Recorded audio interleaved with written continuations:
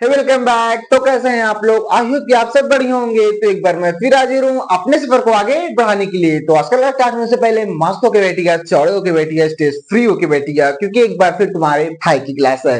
तो दोस्तों, आज का जो हमारा टॉपिक होने वाला है, आज का जो हमारा एजेंडा होने वाला है, वो क्या है? तो आज हम लोग क्लास 10 वालों का जो हमारा चैप्टर चल रहा था कार्बन एवं उसके यौगिक का, आज ये हमारा लास्ट पार्ट रहेगा। ओके जी, अगर आज हम लोग साबुन को भी डिटेल एनालिसिस कर पाएंगे तो ध्यान दीजिएगा। तो ये हमारा पार्ट नंबर कौन सा रहेगा? 9। ओके, यहां तक समझ में आ गया। और इसकी पिछली क्लास में हमने क्या पढ़ा था? हमने एथिल एल्कोहल को फुल डिटेल एनालिसिस किया था। अगर आपने हमारा वो लेक्चर नहीं देखा है तो आप लोग उसे जाके देख लीजिएगा। तो आज हम लोग क्या कवर करेंगे? एसिटिक अम्ल को डिटेल एनालिसिस करेंगे। ये होता क्या है, इसका निर्माण कैसे करते हैं, इसके रासायनिक गुण क्या है, भौतिक गुण क्या है, इसके उपयोग कहाँ होते हैं। ओके जी, और टाइम मैनेजमेंट अगर हमारा हो पाएगा तो उसके बाद हम लोग साबुन के बारे में डिटेल एनालिसिस करेंगे। तो ध्यान दीजिएगा, आज का क्लास आपके लिए बहुत ही इंपॉर्टेंट है। ओके जी, तो चलिए शुरू करते हैं अपना समय जाया ना करते हुए। ध्यान दीजिएगा, देखिए एसिटिक अम्ल, एसिटिक अम्ल जैसे कि आपको नाम से ही पता चल रहा है, अगर इसमें अम्ल आ रहा है, अम्ल का मतलब एसिड।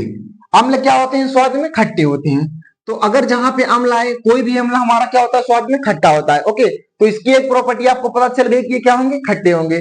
और इसमें किसमें प्रयोग होता है? ये जो हमारा सिरका होता है। ओके, तो ये सिरके में क्या होता है? इसका मुख्य अवयव होता है, क्योंकि ये सिरके में ही पाया जाता है, इसीलिए इसका स्वाद क्या होता है? सिरके का स्वाद कैसा होता है? खट्टा होता है। ओके जी, तो सबसे पहले इसके बारे में हम लोग बेसिक जानकारी को आज हम लोग देखते हैं। देखिए इसका पहले अभी क्या लिखा है, अभी हमसे इससे लेना देना नहीं है, पहले इसको बेसिक जानकारी अगर हम लोग ले लेंगे तो इसके बारे में जानना और भी आसान पड़ जाएगा। ध्यान दीजिएगा, इसका साधारण नाम, इसका साधारण नाम क्या होता है? एसिटिक अम्ल। ओके, तो हम लोग यहाँ पे क्या लिख देंगे? एसिटिक अम्ल। ओके जी, एसिटिक अम्ल हो गया। अब देखो, अब इसका जो आईयूपीएसी नाम है, ओके, अब देखिए इसका आईयूपीएसी नाम क्या होता है? एथिनोइक अम्ल, एथिनोइक अम्ल। अब देखिए, अब इसका सूत्र, सूत्र बहुत इंपॉर्टेंट है। इसका सूत्र क्या होता है? CH3COOH। ओके जी, क्योंकि इसमें देखिए कार्बोक्सिलिक समूह मौजूद है। COOH ये हमारा क्या है? कार्बोक्सिलिक समूह। अब देखिए समूह भी आ गया तो हम लोग यहाँ पे क्या लिख देंगे? कार्बोक्सिलिक।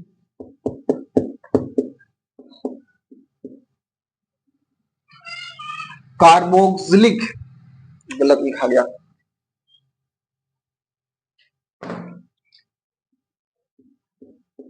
कार्बोक्सिलिक समूह। ओके, ये हो गया। अब इसका हम लोग स्ट्रक्चर देखेंगे, इसकी संरचना कैसे होती है। देखिए यही हमारा CH3COOH है ना। तो देखिए ये हमारा एक carbon, single bond, double bond oxygen. देखिए कितने कार्बन हो गए? एक कार्बन, और यहाँ पे दो कार्बन, दो कार्बन हो गया, ऑक्सीजन इससे जुड़ा है। ओके, अब ये हमारा क्या रहेगा? हाइड्रोजन, और इसके साइड साइड क्या रहेंगे? हाइड्रोजन। अब देखिए कार्बन और इसके 3 हाइड्रोजन, तो ये हमारा क्या हो गया? CH3। अब COOH ये हमारा C हो गया, ये हमारा O हो गया, और एक O इसमें और रहेगा, तो हम लोग यहाँ पे क्या लगा देंगे? O लगा देंगे। इसका मतलब CH3COOH। इतना समझ में आ गया। अब देखिए, अब ये कार्बोक्सिलिक जो हमने लिखा है उसको हम लोग ये वाला ग्रुप लिख देते हैं कि डैश COOH। इतना समझ में आ गया। तो अब देखिए, अब हम लोग आगे चलते हैं। इसका जो डिफिनीशन, जो इसके बारे में थोड़ी सी जानकारी दी है, बेसिक जानकारी, वो क्या है? हमने इसको बेसिक जानकारी तो हमारे लिए बहुत ही इंपॉर्टेंट है, क्योंकि ये हमारा बेस है। ओके, तो अब हम लोग इसको देखते हैं। देखिए ये क्या कह रहा है कि जो हमारा एसिटिक अम्ल होता है किसमें पाया जाता है? सिरके का क्या होता है? मुख्य अवयव होता है, जिसके वजह से क्या होता है? सिरके में क्या होते हैं? एसिटिक अम्ल क्या होता है? पाया जाता है। अब जब एसिटिक अम्ल पाया जा रहा है तो इसका मतलब क्या होगा? सिरका हमारा स्वाद में कैसा होगा? खट्टा होगा। तो जिसके कारण स्वाद इसका क्या होता है? खट्टा होता है, सोर होता है। ओके, और इसमें एक पॉइंट ऑफ और भी लिख सकते हैं कि ये हमारे पसीने में भी उपस्थित रहता है। ये हमारे पसीने में भी उपस्थित होता है, कुछ मात्रा में होता है। ओके, ये आपको शायद पता नहीं होगा कि जो हमें जो पसीना होता है इसमें भी कैसा होगा? आपने इसको टेस्ट किया होगा, करना मत भाई, मतलब कर लोगे तो भी कोई करनी है, तो उसको अगर टेस्ट करेंगे वो भी थोड़ा सा कड़वा लगेगा, खट्टापन महसूस होगा, क्योंकि ये हमारे क्या होता है? पसीने में क्या रहता है? उपस्थित रहता है। ओके, आई होप कि आपको यहाँ तक पूरा ओवरऑल समझ में आ गया हो। और हाँ, यहाँ तक समझ में आ गया तो वीडियो को लाइक करिएगा, चैनल पे नहीं हो तो चैनल को भी सब्सक्राइब करिए, अपने दोस्तों को बाजी शेयर कीजिएगा। तो अब हम लोग आगे चलते हैं इसके निर्माण विधि की ओर। तो चलिए शुरू करते हैं। अब देखिए, अब हम लोग आगे चलते हैं। अब हमारा जो टॉपिक क्या रहेगा, निर्माण विधि, इसको कैसे बनाते हैं, इसका मेथड क्या है प्रिपरेशन का, कैसे बनाते हैं इसे। तो इसके मैंने पिछले क्लास में जब मैंने आपको अल्कोहल के बारे में बताया था, ठीक है, एथिल अल्कोहल को बनाना था, तो मैंने उसको दिखाया था कि जब एथिल अल्कोहल में हम लोग KMnO4 या K2Cr2O7 potassium permanganate potassium dichromate की उपस्थिति में जब उसको एथिल अल्कोहल से रिएक्शन करवा रहे थे, ये स्टेप 2 स्टेप में हो रहा था। ओके, जब इसका ऑक्सीडेशन करवा रहे थे तो हमें क्या मिल रहा था, एसिटाल्डिहाइड मिल रहा था, CHO मिल रहा था। ओके, CHO जो इसका ग्रुप समूह था। उसके बाद जब फिर से इसका जब ऑक्सीडेशन करा रहे थे, ऑक्सीकरण करा रहे थे, तो हमें क्या मिल जा रहा था, एसिटिक अम्ल मिल रहा था। ओके जी, इसीलिए मैं कह रहा था अगर आपने वो लेक्चर हमारा नहीं देखा है तो देख लीजिए, फिर भी कोई बात नहीं, मैं तो हूं ना, ध्यान दीजिएगा। तो अब हम लोग फिर से वही रिएक्शन पुनः करते हैं, क्योंकि हमें क्या बनाना है, एसिटिक अम्ल बनाना है। ओके, अब देखिए, तो हम लोग क्या ले लेंगे, पहले क्या लेते हैं हम लोग, C2H5OH, ध्यान दीजिएगा, C2H5OH, ये हमारा क्या है, एथिल अल्कोहल है। ओके, तो आप देखिए इसका रिएक्शन हम लोग किसकी उपस्थिति में करा रहे थे, KMnO4 पोटेशियम परमैंगनेट, KMnO4, यहां तक समझ में आ गया। तो जब हम लोग इसको ऑक्सीडेशन करा रहे थे, ऑक्सीकरण करा रहे थे, तो हमें एक एक्स्ट्रा क्या मिल जा रहा था, यहाँ पे ऑक्सीजन मिल जा रहा था कि नहीं मिल जा रहा था। ओके, तो अब देखिए इसका हम लोग क्या करा रहे हैं, ऑक्सीकरण करा रहे हैं, तो हमें क्या मिलेगा, तो अब हमें मिलेगा CHO प्लस क्या मिल रहा था, H2O, मतलब क्या निकल जा रहा था, हमारा जल बाहर निकल जा रहा था। ओके, अब देखिए, ओके देखिए यहाँ का CH3 और यहाँ पे 5 कार्बन था, तो हमने 2 ले लिया CH3। अब यहाँ पे कितना बचा, 2 बचा था, इसीलिए हमने क्या ले लिया, एक CHO, मतलब एक हाइड्रोजन यहाँ पे और 2 यहाँ पे, तो 3 यहाँ पे हो गए। ओके, यहाँ तक समझ में आ गया। अब देखिए CH3 CHO और H2O, देखिए H2O जब बाहर निकला तो इसका मतलब ये H और यहाँ पे एक हाइड्रोजन यहाँ का CH2 और ये ऑक्सीजन मिलके ये निकल गया। अब हमारा बचा क्या बचा, एक ऑक्सीजन बचा और यहाँ पे 4 क्या बचे, हाइड्रोजन बचे। तो 3 हाइड्रोजन यहाँ पे, एक यहाँ पे, ऑक्सीजन यहाँ पे, CH3 CHO और H2O जल बाहर निकल गया। और फिर अब ये जो हमारा एल्डिहाइड जो हमें मिला है, CHO ग्रुप जो हमें ये मिला है, ये देखो CHO ग्रुप जो ये हमें मिला है, इसका फिर से हम क्या कराते थे, ऑक्सीडेशन कराते थे, ऑक्सीकरण करवा देते थे। देखिए फिर से देखिए, तो हम लोग क्या कराएंगे, CH3 CHO को क्या कराएंगे, ऑक्सीडेशन कराएंगे with the presence of KMnO4। अब देखिए, अब हमें क्या मिलता था, तो आपको तो पता ही है, जब हम लोग ऑक्सीडेशन करवाते हैं, ऑक्सीकरण करवाते हैं, तो हमें एक एक्स्ट्रा क्या मिल जाता है, ऑक्सीजन मिल जाता है, क्योंकि क्या हो रहा है, ऑक्सीडेशन हो रहा है ऑक्सीजन का। तो अब देखिए, तो यहाँ पे जब हमें एक नया ऑक्सीजन मिल गया, तो अब हमें क्या मिलेगा, CH3, अब ये C, अब देखिए एक ऑक्सीजन 2 ऑक्सीजन, तो यहाँ क्या हो जाएगा, एक ऑक्सीजन COO और ये हाइड्रोजन बचा है ना, तो ये हमारा क्या हो जाएगा, COH। तो हमारा क्या हो गया, CH3 COOH, ये क्या है, एसिटिक अम्ल है। यहां तक समझ में आया तो कमेंट में यस लिखिए, कैसे किया, CH3 है यहाँ पे, देखिए C एक ऑक्सीजन जो ऑक्सीडेशन कराने पे जो हमें एक्स्ट्रा मिल रहा था, तो COO 2 ऑक्सीजन COO और ये हाइड्रोजन जो बचा था हमारा H, तो ये हमारा क्या हो गया, CH3 COOH। इसे क्या बोलते हैं, एसिटिक अम्ल, एसिटिक अम्ल। Okay, acetic acid. आई होप कि आपको यहां तक पूरा ओवरऑल समझ में आ गया होगा। ये तो एक बार इसे हम लोग डिटेल में पढ़ लेते हैं कि इसे इसकी मेथड क्या था, क्या हम लोग करवा रहे थे। क्षारी हम लोग क्या ले रहे थे, पोटेशियम परमैंगनेट KMnO4 या अम्लीय K2Cr2O7 पोटेशियम डाइक्रोमेट की उपस्थिति में एथिल अल्कोहल हमें क्या हो रहा था, प्राप्त हो रहा था, एथिल अल्कोहल। ये देखिए, ओके, फिर उसका ऑक्सीकरण कराने पे हमें क्या मिल रहा था, एल्डिहाइड मिल रहा था, ये जो CHO था, एल्डिहाइड बन रहा था जिसका CHO ग्रुप था। फिर इसका ऑक्सीडेशन जब कराने थे हमें क्या मिल रहा था, एसिटिक अम्ल मिल जा रहा था। ये देखिए हमें क्या मिल गया, एसिटिक अम्ल मिल गया ना, पूरा समझ में आ गया। ओके, आई होप आपको यहाँ तक पूरा वाला समझ में आ गया होगा। अब हम लोग आगे चलते हैं, इसके भौतिक गुण को देखते हैं, तो चलिए शुरू करते हैं। अब देखिए, अब हम लोग आगे चलते हैं। अब जो हमारा क्या है वो है भौतिक गुण, मतलब इसकी फिजिकल प्रॉपर्टीज ये क्या दर्शाता है। ये स्वाद में खट्टा होता है, इसका मतलब क्वथनांक कितना होता है, कब ये गलता है। ओके, तो चलिए देखिए क्या कह रहा है कि ये स्वाद में, पहला हमारा क्या है, स्वाद में क्या होता है, खट्टा होता है। क्योंकि ये क्यों खट्टा होता है, क्योंकि ये एसिड है। अब एसिड क्या होते हैं, स्वाद में खट्टे होते हैं, क्योंकि ये जो जल में जाके कौन सा आयन देते हैं, H+ आयन देते हैं, जिससे कारण क्या होते हैं, खट्टे होते हैं। और इसकी कौन सा है, क्या होती है, रंगहीन होती है, मतलब एसिटिक अम्ल जो हमारा होता है वो रंगहीन, और इसमें सिरके जैसी तीक्ष्ण गंध होती है, और ये संक्षारक द्रव इसमें क्या होता है, प्रेजेंट होता है। ओके, अब जो हमारा क्या होता है, ये कैसा होता है, हेल्दी, तथा जल में क्या होता है, विलेय होता है। ओके, अब चौथा हमारा क्या कह रहा है कि इसका जो क्वथनांक है वो क्या है, 118 डिग्री सेल्सियस, मतलब जब इसको 118 डिग्री सेल्सियस आप इसमें उष्मा दोगे तभी ये क्या होगा, पिघलेगा, गलेगा। ओके जी, आई होप कि आपको ये तक पूरा ओवरऑल समझ में आ गया होगा, क्योंकि ये तो बहुत इजी था, ध्यान दीजिएगा। तो अब हम लोग आगे चलते हैं इसके रासायनिक गुण की ओर। ओके जी, तो चलिए शुरू करते हैं। तो अब देखिए, अब हम लोग आगे चलते हैं। अब जो हमारा टॉपिक आ गया है वो क्या है, इसकी केमिकल प्रॉपर्टीज, मतलब रासायनिक गुण। रासायनिक गुण में इसमें क्या होगा, पहला हमारा क्या होगा, अम्ली, क्योंकि ये जो एसिडिक होता है, जो इसका अम्ली गुण है, जो ये स्वाद में खट्टा होता है, ऐसा क्यों होता है, इसे देखिएगा। ओके, तो सबसे पहले इसका हमारा गुण कौन सा है, अम्ली वाला।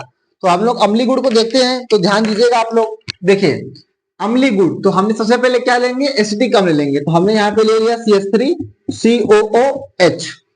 ओके, अब ये जब रिएक्शन करता है, रिवर्सिबल और इरिवर्सिबल दोनों तरफ से ये होता है। ओके, तो ये क्या करता है, इसका ये जो हाइड्रोजन आयन जो टूट के क्या हो जाता है, रिलीज हो जाता है हाइड्रोजन गैस के रूप में। तो ये हमारा क्या है, एसिटिक अम्ल है। क्या है हमारा, एसिटिक अम्ल। ओके, तो ये जो हमारा एसिटिक अम्ल है, जब ये हाइड्रोजन यहां से इसका टूट के अलग हो जाता है, तो ये क्या करता है, तो ये क्या बना लेता है, CH3COO माइनस, क्योंकि इसमें हाइड्रोजन गैस हमारा क्या हो गया है, रिलीज हो गया है। तो जिसकी वजह से इसमें हाइड्रोजन की क्या हो गई है, कमी हो गई है। इसका ये जो हाइड्रोजन है जब टूट गया, अलग हो गया, तो इसके ऊपर क्या आ गया, इलेक्ट्रॉन की एक कमी हो गई है, हाइड्रोजन की कमी हो गई है, जिसकी वजह से ये CH3COO माइनस आयन दिखाने लगता है, और इसी को हम लोग बोलते हैं एसीटेट आयन। क्या बोलते हैं, एसीटेट आयन। ये हमारा क्या होता है, एसीटेट आयन होता है। ओके, क्योंकि इसमें देखिए COO ग्रुप आ गया है, हमारा कौन सा ग्रुप होता है, एसीटेट होता है। ओके, आई होप आपको ये वाला पूरा फील आ गया होगा। और ये दोनों से रिवर्सिबल इसलिए होता है क्योंकि देखिए, अगर जब इसे हाइड्रोजन आयन मिल जाएगा, तब ये फिर से क्या बना लेगा, CH3COH बना लेगा। इसीलिए इसमें दो ओर से एरो लगा हुआ कि रिवर्सिबल भी है और इरिवर्सिबल भी है। ओके, इससे ये भी बनाया जा सकता है और इससे ये भी। समझ में आया तो यस लिखिए, यहां तक समझ में आ गया। अब देखिए, जो हमारा दूसरा होता है, दूसरा गुण इसका क्या होता है, स्टिरीकरण। स्टिरीकरण, देखिए इसमें हम लोग क्या लेते हैं, स्टिरीकरण में यही जो हमारा एसिटेट बना है, स्टिरीकरण में इसमें हम लोग क्या लेते हैं, सबसे पहले हम लोग क्या लेंगे, एसिटिक अम्ल को लेंगे। तो हमने यहाँ पे क्या ले लिया, CH3COOH ले लिया प्लस, और हम लोग क्या लेंगे, एथिल एल्कोहल को भी लेंगे, मतलब C2H5OH, इसे भी हमने ले लिया। ओके, तो अब ये जब रिएक्ट करता है तो क्या क्या बनाता है, पहले हम लोग यहाँ पे इसका नेम ले लेते हैं। ये हमारा क्या है, एसिटिक अम्ल है।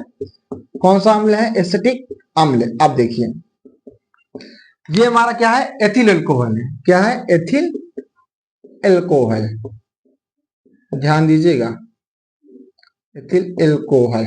अब देखिए, तो ये जब इससे रिएक्ट करता है तो क्या बनाता है, ये देखिए, ये जो है सबसे पहले क्या करेगा, ये जो इसमें क्या निकलेगा, जल निकल जाता है। तो जल कैसे निकलेगा, ये जो इसका OH और ये जो इसका हाइड्रोजन है, ओके, ये जो इसका क्या है, हाइड्रोजन मिले क्या बनाते हैं, H2O बनेगा कि नहीं बनेगा, ये H और दो हाइड्रोजन है तो H2, और ये वाला O, H2O मिले क्या बना लेगा, पहले जल क्या हो जाएगा, निकल जाएगा। अब क्या बचा है, देखिए CH3COO बचा है, तो ये हमारा क्या हो गया, CH3COO। अब हमारा क्या बचा है, C2H5, तो हम लोग यहाँ पे क्या लिख देंगे, C2H5। तो अब ये हमारा क्या बन जाता है, अब ये हमारा क्या बन जाता है, ये क्या है, एथिल, और ये हमारा क्या हो जाएगा, एसीटेट। तो इसका मतलब ये हमारा क्या बन जाता है, एथिल एसीटेट। तो हम लोग यहाँ पे लिख देते हैं एथिल एसीटेट। ओके, ये देखिए CH3COO को भी हमने क्या बोला था, एसीटेट बोला था, एसीटेट बोला था ना।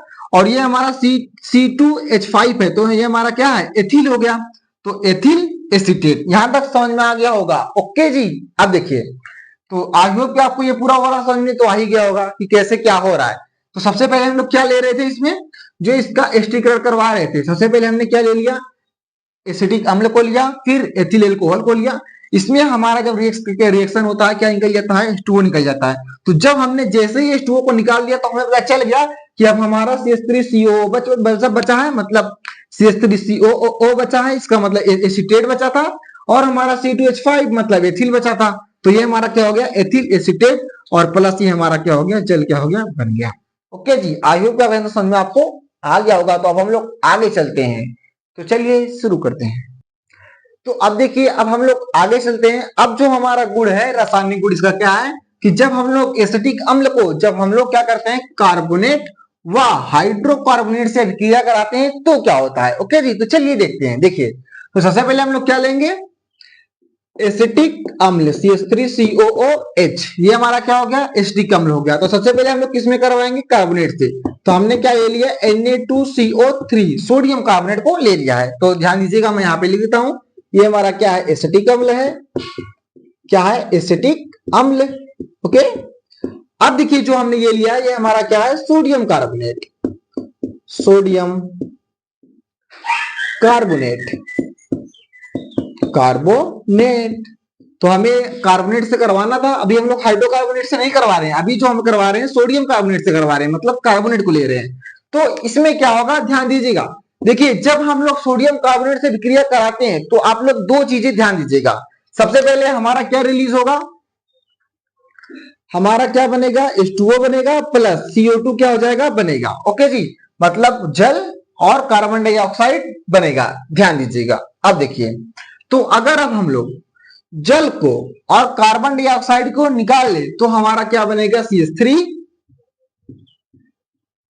अब देखिए, CH3COO, COO, ये हमारा COO हो गया, यहां से हाइड्रोजन हमने रिमूव कर लिया, और कार्बन डाइऑक्साइड जब यहां से निकला है तो यहाँ पे अब कितना कार्बन बचा है, एक कार्बन। ओके, एक कार्बन बचा है ना, क्योंकि देखिए यहाँ पे क्या है, CO2 है, यहाँ पे क्या है, CO3 है, सॉरी। तो इसका मतलब क्या होगा, यहाँ पे एक ऑक्सीजन हमारा बचा हुआ है। ओके, और यहाँ पे क्या हुआ है, ये जो हमारा सोडियम है, यहाँ से क्या हो जाएगा, सोडियम इससे अटैक्ट हो जाएगा, मतलब सोडियम यहाँ पे आ जाएगा, और हाइड्रोजन और CO2 ये हमारे क्या हो जाएंगे, निकल जाएंगे। ओके जी, यहां तक समझ में आ गया। तो ये हमारा क्या बनेगा, एस्टर बन रहा है ना, COO, इसका मतलब इसमें कौन सा समूह आ रहा है, एस्टर समूह आएगा। तो इसे हम लोग क्या बोलते हैं, ये जो हमारा है सोडियम, और ये क्या है, एसिटेट है। इससे पहले हमने देखा कि इसे हम लोग क्या बोल रहे थे, CH3CO को क्या बोल रहे थे, एसिटेट बोल रहे थे, और ये हमारा Na क्या है, सोडियम है। तो इसका मतलब ये हमारा क्या हो जाएगा, सोडियम एसिटेट। ओके जी, आई होप आपको यहाँ समझ में आ गया होगा। तो अब हम लोग देखेंगे कि क्या ये बैलेंस है, क्योंकि हमको पता है कि हमें जल और कार्बन डाइऑक्साइड बनाना था, इसे हमने निकाल लिया। यहाँ पे CO3 था तो हमने CO2 निकाल लिया, यहाँ पे एक ऑक्सीजन बच गया था, और यहाँ से जब हमने Na2 को यहाँ पे जब हमने Na को यहाँ डाल दिया तो ये हमारा क्या हो गया, इसका ये जो हाइड्रोजन वाला बॉन्ड टूट गया, और इसका यहाँ से ये अलग हो गया। तो Na यहाँ पे शिफ्ट हो गया CH3CO Na में, और ये जो हाइड्रोजन था और ये जो यहाँ पे ऑक्सीजन बचा था, और ये मिलके क्या बना लिए, H2O बना लिए, और जो हमारा CO3 था वो हमारा CO2 हो गया, वो कार्बन डाइऑक्साइड बन के अलग हो गया। ओके जी, तो आप देखिए यहां तक समझ में आ गया कि जब हम लोग एसिटिक अम्ल को जब हम लोग सोडियम कार्बोनेट या कार्बोनेट से क्रिया कराते हैं तो हमें सोडियम क्या मिलता है, एसिडेट। ये हमने सोडियम लिखा है, सोडियम को शॉर्ट फॉर्म में, तो हमें क्या मिलता है, सोडियम कार्बोनेट मिलता है, जल मिलता है, कार्बन डाइऑक्साइड। तो बैलेंसिंग करते हैं। अब देखिए बैलेंसिंग कैसे करेंगे, यहाँ पे देखिए कितने, यहाँ पे कितने ऑक्सीजन थे, कितने सोडियम है, 2, यहाँ पे कितने हैं, 1, तो यहाँ पे क्या लगा देंगे, 2 लगा देंगे। तो जैसे हमने यहाँ पे 2 लगाया, इसका मतलब जो हमारा कार्बन यहाँ पे 1 था वो 2 हो गया, कार्बन 3 था वो 6 हो गया, और यहाँ पे भी हम लोग लगा देंगे, तो ये भी हमारा कार्बन क्या हो जाएगा, यहाँ पे भी लगा देंगे, तो CH3 भी, कार्बन भी 2 हो जाएगा, CH3 भी 6 हो जाएगा। ओके, तो ये हमारा बैलेंस हो गया, और ये ऑलरेडी हमारा बैलेंस ही है। ओके, तो आई होप कि आपको ये वाला समझ में आ गया होगा। तो अब हम लोग दूसरा करवाते हैं हाइड्रोकार्बन से। कुछ नहीं, जो हमने सोडियम कार्बन ले लेते हैं, अब हम यहाँ पे क्या ले लेंगे, हाइड्रोकार्बन ले लेंगे। तो देखेंगे अब क्या होता है, ध्यान दीजिएगा। तो अब हम लोग क्या लेते हैं, CH3COOH। ओके, ये तो सेम ही है, तो बस हम लोग इसके स्थान पे क्या ले लेंगे, यहाँ पे क्या ले लेंगे, जो बना है हाइड्रोजन को ले लेंगे। तो इसका मतलब क्या हो जाएगा, प्लस Na2HCO3 सोडियम हाइड्रोकार्बोनेट। तो हमने यहाँ पे हाइड्रोकार्बोनेट को ले लिया है। ओके जी, तो अब ये क्लियर करवाते हैं। ये हमारा क्या है, ये हमारा एसिटिक अम्ल है, जैसे ये है वैसे भी ये भी है, एसिटिक अम्ल है। तो ये जो हमारा सोडियम कार्बोनेट था, लेकिन यहाँ पे हमने हाइड्रोजन ले लिया, तो अब ये हमारा क्या हो जाएगा, सोडियम हाइड्रोकार्बोनेट। क्या हो जाएगा, हाइड्रोकार्बोनेट। ओके जी, कार्बोनेट। अब देखिए इसमें क्या होगा, तो जो प्रक्रिया इसमें हो रही थी सेम प्रक्रिया इसमें भी होगी, बस एक हाइड्रोजन जुड़ गया है। तो ये हमारा क्या होगा, यहां से ये हाइड्रोजन टूटेगा और ये ऑक्सीजन टूटेगा और H2O निकलेगा ही और कार्बन डाइऑक्साइड भी निकलेगा। तो हम लोग सबसे पहले कार्बन डाइऑक्साइड और जल को क्या कर लेते हैं, निकाल लेते हैं। ओके, तो यहां से देखिए, यहां से जब हमने कार्बन डाइऑक्साइड को लिया तो इसका मतलब यहाँ पे एक ऑक्सीजन बच गया है जो यहाँ पे आएगा, और ये हाइड्रोजन मतलब H2 और इसका एक ऑक्सीजन मतलब H2O, ये हमारा जल बनाएगा और कार्बन डाइऑक्साइड बना लेगा। ओके जी, अब हमारा क्या क्या बचा है, तो अब हमारा बचा है CH3, यहाँ पे COO, सॉरी CH3COO।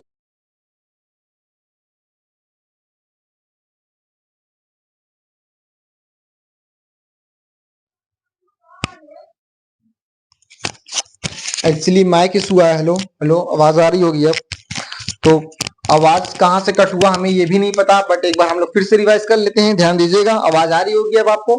देखिए, तो जब हम लोग जो पहला जो हमारा क्या था, जब हम लोग कार्बोनेट से क्रिया करवा रहे थे तो उसमें क्या हो रहा था, जो हमारा एसिटिक अम्ल था, जब उसको कार्बोनेट जो हमने लिया तो हमने क्या ले लिया था, सोडियम कार्बोनेट। तो जो हमने सोडियम कार्बोनेट को लिया तो वो उसमें क्या हो रहा था, जो ये यहाँ का हाइड्रोजन अलग हो रहा था और यहाँ से Na2 अलग हो जा रहा था, और इसमें हमारा क्या बन जा रहा था, CH3COO Na बन जा रहा था। मतलब इसका ये CH3COO और यहाँ से Na इसमें जुड़ जा रहा था, और इधर क्या हो जा रहा था, कार्बन डाइऑक्साइड जल निकल जा रहा था। यहाँ से CO3 है तो यहाँ से CO2 हमारा रिलीज हो रहा था, एक ऑक्सीजन बच जा रहा था जो कि हाइड्रोजन के साथ मिक्स होकर क्या बना ले रहा था, जल बना रहा था। ओके जी, तो अब हमारा जो दूसरा क्या था, हमने हाइड्रोकार्बोनेट ले लिया, मतलब जो हम लोग सोडियम ले रहे थे इसी के बीच में क्या ले लिया, हाइड्रोजन को ले लिया। यहाँ पे देखिए, यहाँ पे क्या ले लिया, हाइड्रोजन को ले लिया, तो हमारा क्या हो जा रहा था, सोडियम हाइड्रोकार्बोनेट बन जा रहा था। तो जब हमने इसका रिएक्शन कराया, इसमें भी हमने क्या देखा कि जो हमारा CH3COOH था, मतलब जो हमारा एसिटिक अम्ल था, वो क्या हो जा रहा था, हाइड्रोजन यहाँ से इसका टूट जा रहा था और सोडियम इससे अटैच हो जा रहा था, जो हमारा सोडियम एसिटेट बना रहा था, ठीक इसी प्रकार। ओके जी, और इसमें भी CO3 तो था ही, CO2 को अलग कर लिया, कार्बन डाइऑक्साइड बना लिया, इसमें जो भी ऑक्सीजन बचा था और इसका जो हाइड्रोजन मिलकर क्या बना लिया, H2O बना लिया। आई होप कि आपको यहाँ तक पूरा ओवरऑल समझ में आ गया होगा। हमने एसिटिक अम्ल के रासायनिक गुण को तीनों डेमिलिसिस कर लिया है। ओके जी, माइक इशू हुआ उसमें कोई तनाव आपको नहीं लेना है, मैंने आपको पूरा एक बार फिर से रिवाइज करा भी दिया। ओके जी, तो अब चलिए आगे चलते हैं साबुन और अपमार्जक की ओर। तो चलिए शुरू करते हैं। और हाँ, जो भी पढ़ा रहा हूँ सारा एनसीईआरटी बेस्ट पढ़ा रहा हूँ, तो बिल्कुल वेस्टेज मत लीजिएगा। ओके जी, तो चलिए आप आगे शुरू करते हैं। तो अब देखिए, अब हम लोग आगे चलते हैं। जो हम लोग एसिटिक अम्ल के रासायनिक गुण को अभी को पढ़ा, अब उसका देखते हैं कुछ उसका उपयोग हम लोग कहाँ करते हैं। तो आपको पता ही, वो सिरका मतलब उसको अचार बनाने में प्रयोग करते हैं, और किसमें करते हैं, औषधि के रूप में भी करते हैं। औषधि का मतलब होता है दवा। ओके, और जो हमने रबड़ देखते हैं, जो रबड़ को जो जमाते हैं, जो स्कंदन करते हैं, स्कंदन मतलब जमाना, क्या करना, जमाना। ओके जी, तो स्कंदन के रूप में किया जाता है। ऐसे ही कुछ और यूजेस हैं उसके और भी। पहला हमारा क्या है, सिरके के रूप में क्या करते हैं, अचार बनाने में उपयोग करते हैं एसिटिक अम्ल का। ओके, और दूसरा क्या होता है, कागज रंग जो कलर आता है इसी से होता है, और रेशम के उद्योग में भी इसका क्या किया जाता है, प्रयोग किया जाता है। ओके, और मैंने बताया रबड़ के स्कंदन में मतलब जो जमाते हैं उसको, उसमें प्रयोग करते हैं। ओके जी, अब जो हमारा चौथा क्या है, औषधि के रूप में भी प्रयोग निर्माण में किया जाता है, उपयोग में लाया जाता है, मतलब इससे दवाई भी बनाई जाती है। ओके जी, आई होप आपको ये पूरा ओवरऑल समझ में आ गया होगा। तो अब हम लोग आगे चलते हैं अपने लास्ट टॉपिक साबुन की ओर, अपमार्जक, जिसे हम लोग सोप भी बोलते हैं। ओके जी, तो चलिए शुरू करते हैं। तो अब देखिए, अब हम लोग आगे चलते हैं। इस चैप्टर का जो हमारा है क्या है, लास्ट टॉपिक। ओके जी, वो क्या है, सोप मतलब साबुन। तो देखिए, साबुन किसका बना होता है, ये क्या होता है, इसमें उच्च अणुभार वाले मोनोकार्बोक्सिलिक अम्ल, क्या कह रहा है कि उच्च अणुभार वाले मोनोकार्बोक्सिलिक अम्ल, कार्बोक्सिलिक अम्ल बोलने का मतलब होता है COOH। ओके जी, जो हम लोग अभी फिलहाल पढ़ रहे हैं। मोनो का मतलब होता है जैसे CO, ये हमारा क्या होता है, कार्बन मोनोऑक्साइड। अगर हम लोग इसको CO2 ले देते हैं तो क्या हो जाता है, कार्बन डाइऑक्साइड। मतलब ये मोनो मतलब अकेला। ओके जी, इतना समझ गए। तो इसमें क्या रहेगा, कार्बोक्सिलिक मोनोकार्बोक्सिलिक अम्लों के सोडियम मतलब Na+ और पोटेशियम मतलब K+, लवण, ये जो लवण होते हैं उसको ही क्या बोलते हैं हम लोग, साबुल बोलते हैं। ओके जी, आई होप आपको यहाँ समझ में आ गया होगा। ओके जी, तो इसका फॉर्मूला क्या होता है, C17H35COO माइनस, ये हमारा क्या होता है, साबुन का सूत्र होता है। अब इसी में, और इसको हम लोग क्या बोलते हैं, इसको हम लोग क्या बोलते हैं, एस्टीरेट आयन, एस्टीरेट, टी रेट, ये क्या है, आयन। ओके जी, और अगर इसी में हम लोग Na लगा देते हैं तो ये हमारा क्या हो जाता है, सोडियम, सोडियम एस्टीरेट आयन। अगर इसी को, ओके जी, अगर यहाँ पे हम लोग क्या लगा देते हैं, के लगा देते हैं तो हमारा पोटेशियम एस्टीरेट आयन। लेकिन अगर इसी को जो C17 है, अगर इसी को हम लोग C15 कर दे, जैसे मान लीजिए 17 है तो C15H35COO माइनस कर देते हैं, तो ये हमारा क्या हो जाता है, पॉमीटेट आयन। इसको क्या बोलते हैं, पॉमीटेट, पॉमीटेट आयन। ओके जी, अब इसी में अगर हम लोग के लगा देंगे, मतलब ये हमारा क्या हो जाएगा, पोटेशियम पॉमीटेट आयन। अगर हम लोग यहाँ पे Na लगा देंगे तो सोडियम पॉमीटेट आयन। ओके जी, आई होप आपको ये वाला पूरा समझ में आ गया होगा। तो इसके एग्जाम्पल के रूप में हम लोग क्या ले लिखते हैं, उदाहरण के रूप में क्या ले लेते हैं, एस्टीरेट आयन, एस्टीरेट आयन। तो यहाँ पे क्या हो जाएगा, C17H35COO Na। ओके जी, अब हम लोग एक ले लेते हैं पोटेशियम पॉमीटेट आयन, मतलब C15, इसमें रहेगा 17, इसमें 15, H35COO इसको हम लोग क्या बोलते हैं, पॉमीटेट आयन, पॉमीटेट आयन। ओके जी, तो दूसरा एग्जांपल हमारा पहला ये हो गया, दूसरा ये हो गया। ओके, पहला ये, दूसरा ये। ओके जी, आई होप आपको ये पूरा ओवरऑल समझ में आ गया होगा। तो बस आज के लिए इतना है, क्योंकि हमारा लेक्चर भी बहुत बड़ा हो गया है। तो आज के लिए इतना ही, तो कल मिलते हैं। उसी के साथ मान लीजिए हमारा सारा चैप्टर, सारा नहीं, ये चैप्टर समाप्त होगा, क्योंकि मैंने अभी नॉन मेटल्स और मेटल्स को नहीं पढ़ाया। ओके जी, तो हम लोग मेटल और नॉन मेटल वाला चैप्टर इसके बाद डिस्कस करेंगे। एक चीज मिस आउट कर गए आप भी और मैं भी, वो क्या है, इधर देखिए, मैंने बताया कि यहाँ पे जब हमने 2 कार्बन को कम किया, तो इसका मतलब जब 2 कार्बन कम हुए तो हाइड्रोजन का नंबर भी तो कम होना चाहिए भाई। ओके, ये पॉमीटेट आयन का क्या है, डिफिनीशन है, इसमें के लगा है तो ये हमारा क्या हो जाता है, पोटेशियम पॉमीटेट आयन। ओके जी, आई होप कि आपको ये एक सोडियम एक सोडियम एसीटेट, क्योंकि यहाँ पे क्या है, C17 है और इसमें क्या है, C15, तो ये एसीटेट हो गया और 15 हो गया तो पॉमीटेट। ओके जी, तो बस आई होप कि आपको ये पूरा ओवरऑल समझ में आ गया होगा। तो जो भी छोटी मोटी मिस्टेक रहती है आप लोग उसे देख लिया करें, कमेंट में बता दिया करें। तो खैर मैंने अभी सडन तुरंत देख लिया तो मैंने बता दिया। तो अब हम लोग आगे चलते हैं अपने कोई दूसरे फ्रेश और न्यू चैप्टर के साथ, तब तक के लिए तो बस आज के लिए इतना ही। तो कल मिलते हैं एक और खतरनाक और तबाही लेक्चर साथ, तब तक के लिए अपना ख्याल रखिएगा। और कल के लिए मस्त होके बैठिएगा, चौड़े होके बैठिएगा, स्टेज फ्री होके बैठिएगा, क्योंकि तुम्हारा भाई कल फिर आएगा एक और तबाही लेक्चर साथ। तब तक के लिए अपना ख्याल रखिए। थैंक यू, धन्यवाद, सी यू सून।